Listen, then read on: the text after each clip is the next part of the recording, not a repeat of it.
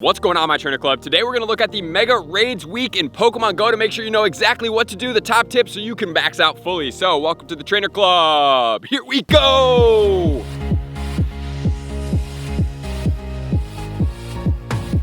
Welcome back, everybody. Let me know in the comments below, are you excited to start getting into some more Mega Pokemon in Pokemon Go, because we have the Mega Week. So for this week, in order for us to unlock the Mega Pidgeot, we need to do globally 2 million raids in the mega forms, which I don't think is very hard, guys. There are a ton of us out there. We are easily going to blow past this. That's like if everybody takes their one free pass and does a mega raid that's playing actively right now, I believe we'll be monumentally further along than what we even need to be. So what we're going to do today is we're going to go over everything we need to know. I'm going to give you some of my top tips. I'm going to go over the 100% IVs, and I'm also going to look at some future mega raid Pokemon that may be relevant from the wild spawns during this event, but it looks like it's going to be a fun time for everybody that wants to participate in the megas, or for everybody that just wants to hunt shiny Pokemon as well.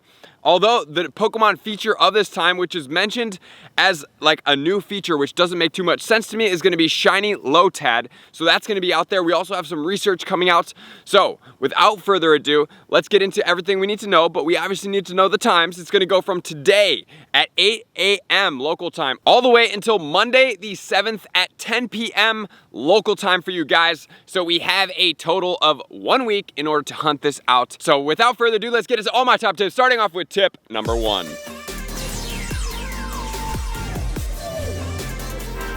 Tip number 1 is going to focus on the wild spawns that are happening during this event and what is going to be relevant for what. So number 1, we have Abra with a shiny, we have Magnemite with a shiny, and we have Execute with a shiny. So if you guys do need any of the shinies in here, do make sure to hunt this Pokemon as much as possible. I'm going to highlight some of the Pokemon that may be relevant in the future mega forms, number 1 being the Abra. I know we had the Abracom Day, but guys, Abra is going to have a mega evolution, so do be wary of that and be cautious to start catching some of that Pokemon in more frequency if you guys don't have too much of the candy. And then we have Rhyhorn, Tangela, and Electabuzz. So Electabuzz does not have a shiny out in that form. The Tangela is going to be a newer shiny that was released during GoFest, so for anybody out there that did not get a shiny Tangela, this would be a great time. And then on to the Rhyhorn that does have a shiny out there that did have a calm day. If you guys need a good Rock Wrecker Rhyperior, it's going to shine the most in the Master League. However, it's also going to be a pretty relevant raid attacker with the rock form. It's actually going to be effective against the Mega Charizard that's going to be in the flying and the fire type, because that's going to make it double weak to rock. So any fire and flying type going in the future, even if it was just regular Charizard in the raids, is definitely going to be something that we get after. So this Pokemon, you're going to have to catch it, and then you're going to have to save it to evolve during December, when we may have a potential to do it if you don't want to use an Elite Charge TM to get that move. And then we have the Omanite, the Aerodactyl, and the Murkrow. All of them do have shinies. So do hunt those Pokemon. Nothing too noteworthy here, but guys, make sure to get after it. And then we have Larvitar, Trico, and Torchic.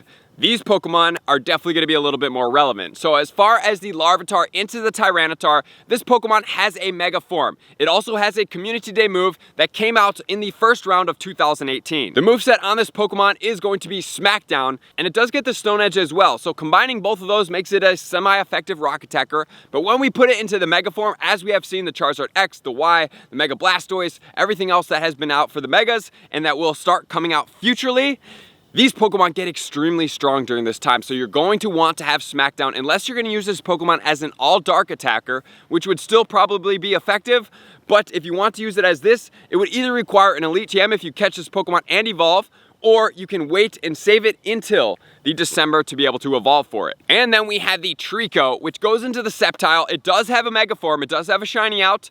It also has the Frenzy Plant as far as the moveset. However, best ranked in PvP is going to be ranked 43 in the Ultra League without the Frenzy Plant moveset, with Leaf Blade as well as Earthquake combination. So as far as that goes, you don't need it for the Mega if you're going to use it with that moveset, but if you do want the Frenzy Plant on it, you would have to save it. But pine up this Pokemon if you don't have enough candy. And then we have Torchic that also has a shiny potential. It does go into Blaziken, semi-effective. It does have a Calm Day move. And then we have the LOTAD, the Roselia, and the Beldum. All of them do have shinies. They have been out. I'm going to highlight, obviously, the Metagross. It's going to be ranked 17 in the Master League. So this is a great Pokemon to buddy boost for PvP. And also, it does have a Mega Form as well, guys. But this Pokemon absolutely must have the Meteor Mash, which is a Calm Day move. So you have the two options, as we talked about, an Elite Charge TM or save it until December to make sure you get it, because that's what makes that Pokemon so incredibly strong. And then finally, we do have the Cranidos. Cranidos being rare, I suggest you guys Pinap those. You can trade them over 100 kilometers, and then you can wait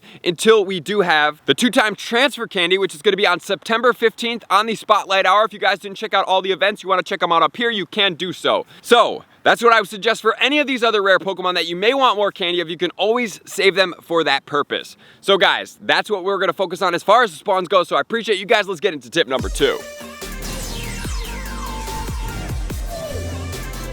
Tip number 2 is going to focus on the research tasks, which do include abilities for us to get Mega Energy for our Pokemon. So just this alone, guys, if you don't plan to raid, this is a grind ability to be able to get us Mega Energy for our Pokemon. So make sure to grind this out, guys.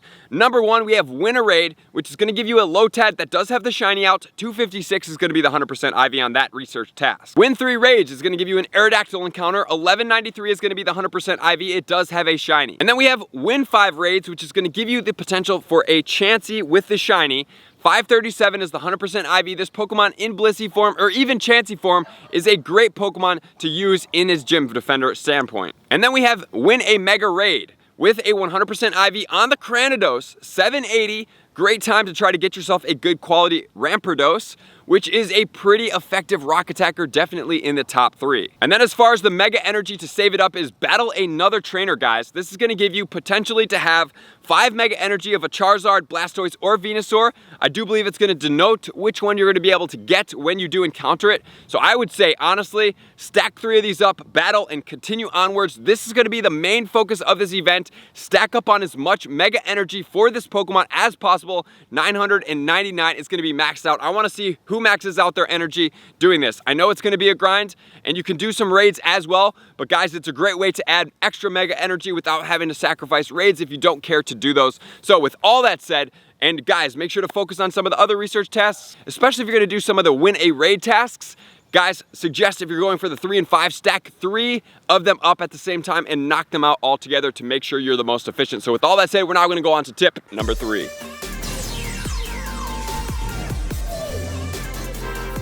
Tip number 3 is going to be talking about the Mega Raids. So guys, we just talked about how we're going to get field research tasks for these Pokemon. So that is going to give us the Mega Energy.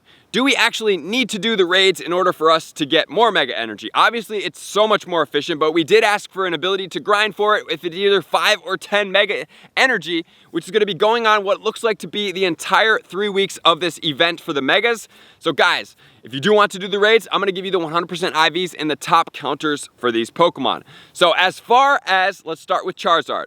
Charizard is going to be double weak to rock, so any Pokemon that's going to be rock is going to be super effective against it. And the top counters, if you guys do want to pause right here, I'm not going to go over it too much. Like we talked about, look at that. Rampardos in number 1. We have Rhyperior with the Rock Wrecker in number 2. We have Terrakion in number 3. And we have Tyranitar in number 4, all with their rock moves. So guys, if you do have any of those Pokemon, those are the Pokemon that you're going to be able to use when we do go after Mega Charizard Y. And then as far as the Mega Charizard X, we have dragon counters that are going to make up the top. We have Rayquaza, number 1, Palkia, number 2. Then we have Zekrom as well as Reshiram. So if you guys do want to check out any of those, make sure to pause there and get the appropriate movesets. The Charizard 100% IV is going to be 1651 or boosted in the sunny weather or the windy is going to be 2064. And next we're going to move on to the Venusaur. So Venusaur, being a grass and poison type Pokemon, is going to have a couple counters that is going to make it weak as well. So we do have Mewtwo because Psychic is going to be strong against the poison as the number 1. Then we also have both the Mega Charizard X and Y, as well as Shadow Moltres is in there if you do choose to use a Shadow Pokemon. Shadow Entei would be super effective as well. And we also have the Reshiram. As far as the Venusaur 100% IV, 15-15-4 under normal conditions or boosted in the sunny weather or the cloudy weather, it is going to be 1943. And then moving on to the Blastoise. So Blastoise is going to be an all-water type Pokemon. Electric and grass is going to populate it. So number 1 is going to be Zekrom.